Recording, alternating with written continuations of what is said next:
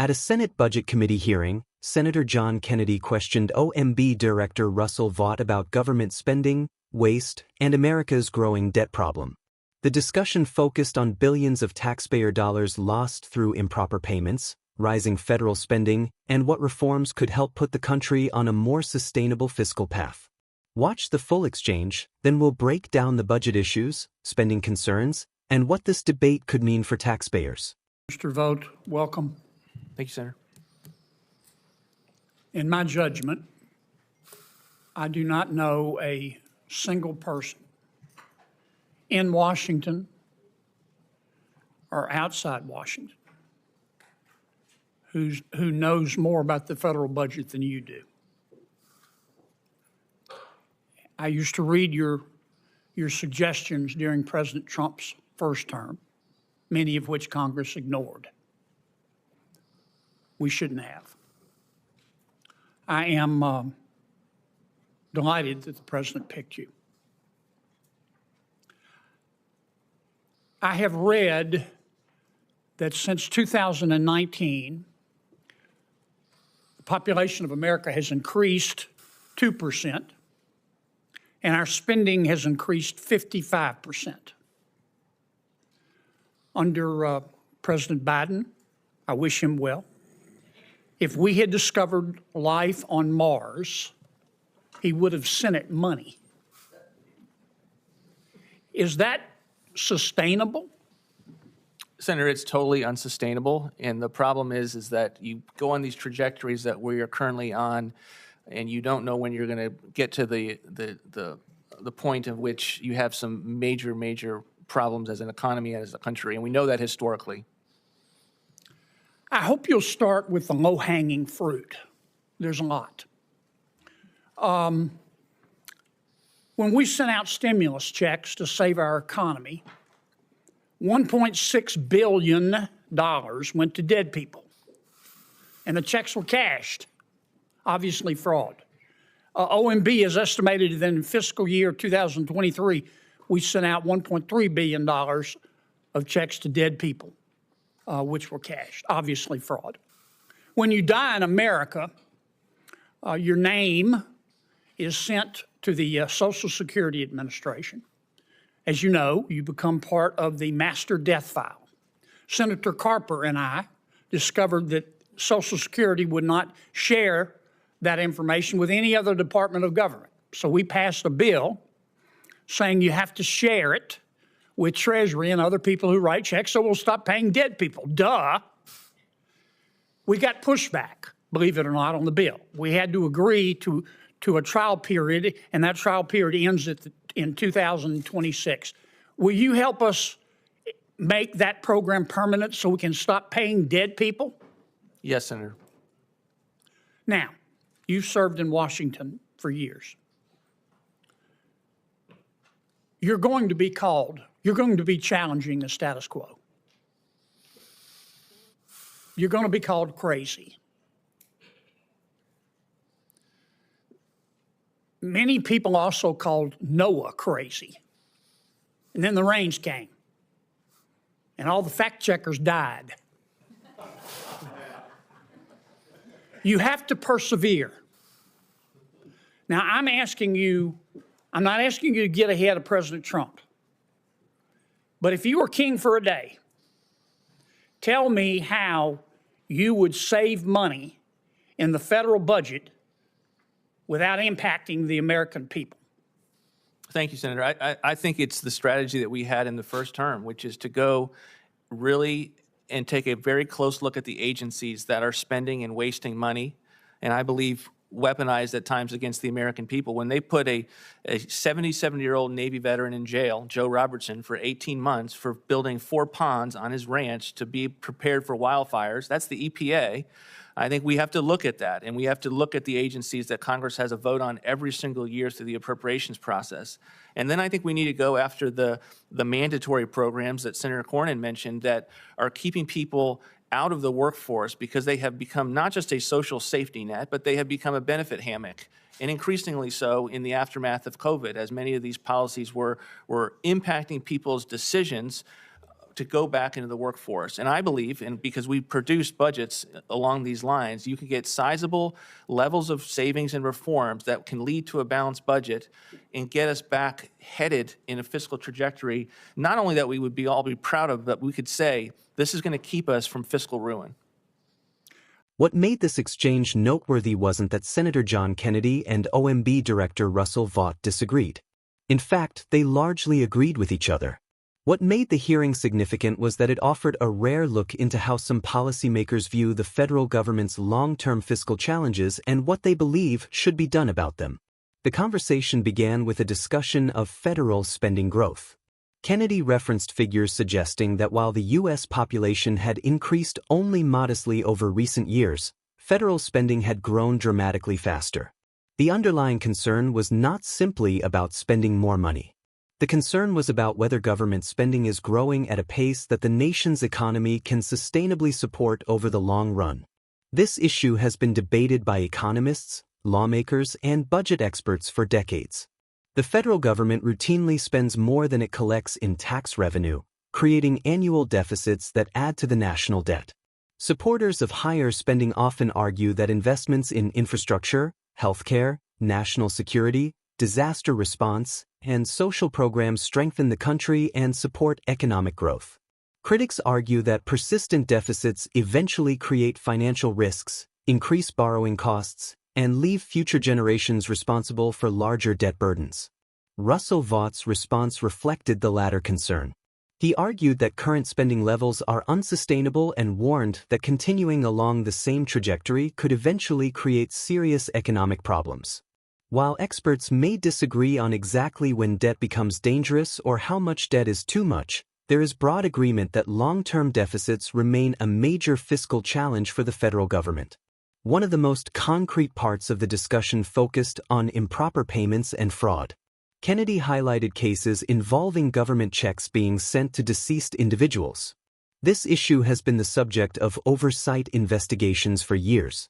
Government agencies maintain records designed to prevent payments from being issued to people who have died, but administrative errors, outdated databases, and coordination problems between agencies can sometimes allow improper payments to occur. The senator specifically referenced the master death file maintained through Social Security records. The basic idea is straightforward. When someone dies, that information should be available to agencies that distribute federal funds.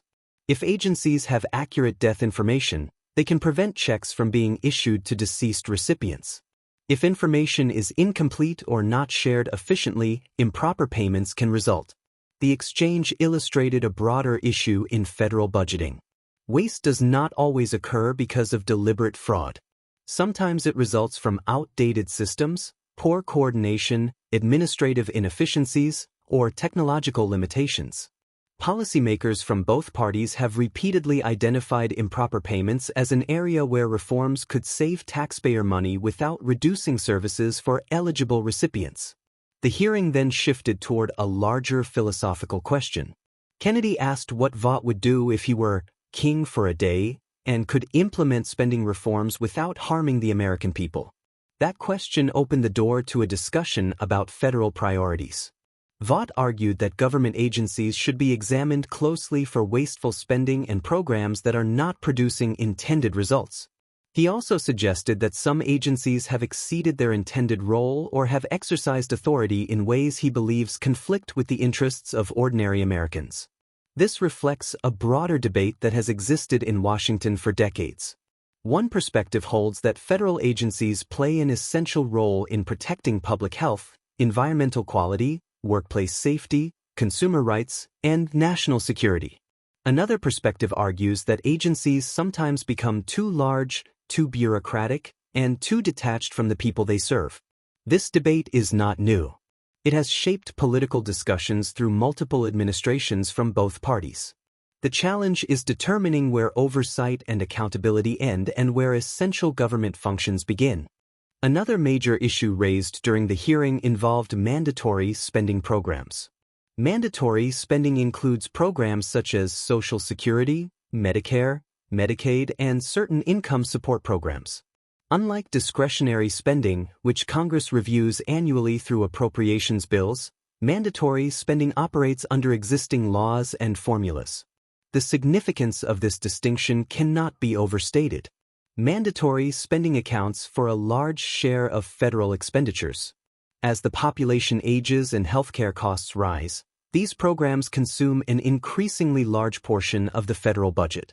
Many budget analysts argue that meaningful deficit reduction is difficult without addressing long-term growth in mandatory spending. At the same time, proposals to change these programs often generate intense political debate because millions of Americans rely on them. Vought suggested that some programs may create incentives that discourage workforce participation. This argument has been made by policymakers who believe certain benefits should be restructured to encourage employment and economic activity. Supporters of these programs often disagree.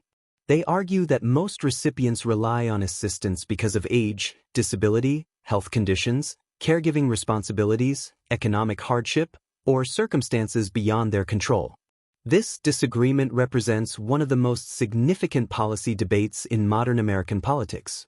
How should government balance providing a social safety net while also encouraging economic participation?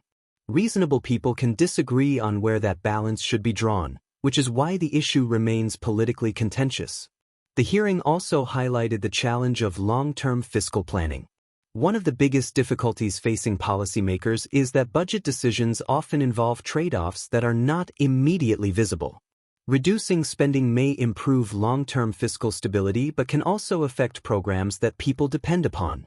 Increasing spending may address urgent needs today but can contribute to larger deficits tomorrow. As a result, budget debates frequently involve competing priorities rather than simple right or wrong answers. National defense, healthcare, retirement security, education, infrastructure, disaster response, scientific research, border security, and law enforcement all require funding. The challenge is deciding how resources should be allocated when demands exceed available revenue. Another important aspect of this exchange was the discussion of public trust.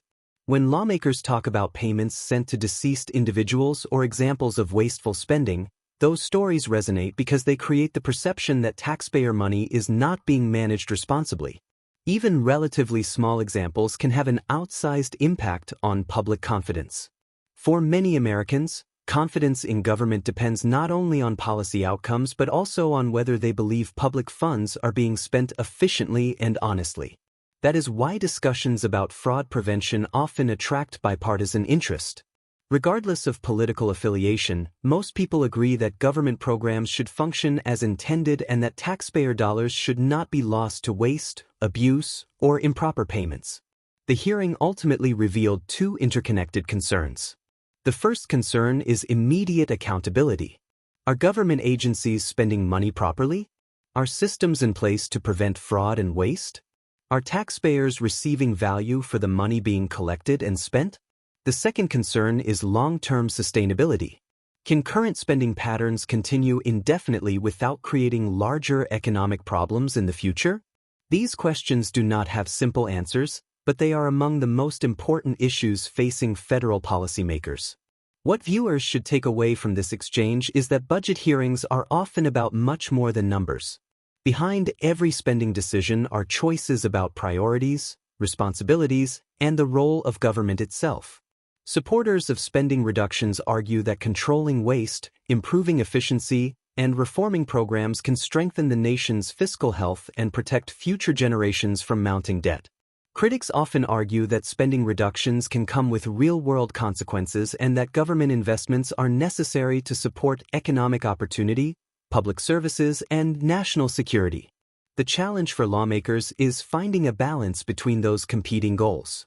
Whether one agrees more with Kennedy's concerns or Vaught's proposed solutions, this hearing underscored a reality that both parties frequently acknowledge. The federal government's fiscal trajectory remains one of the most significant long-term challenges facing the United States. As debates over spending, deficits, debt, and government reform continue, discussions like this one will likely play an increasingly important role in shaping future budget decisions and determining how Washington addresses the nation's financial future. If you found this analysis helpful, let us know your thoughts below. Do you believe Washington should focus first on cutting waste and improper payments, Or are larger structural reforms needed to address the nation's long-term debt challenges? Share your perspective, and don't forget to like, subscribe, and follow Capitol Oversight for more coverage of major hearings and debates from Washington.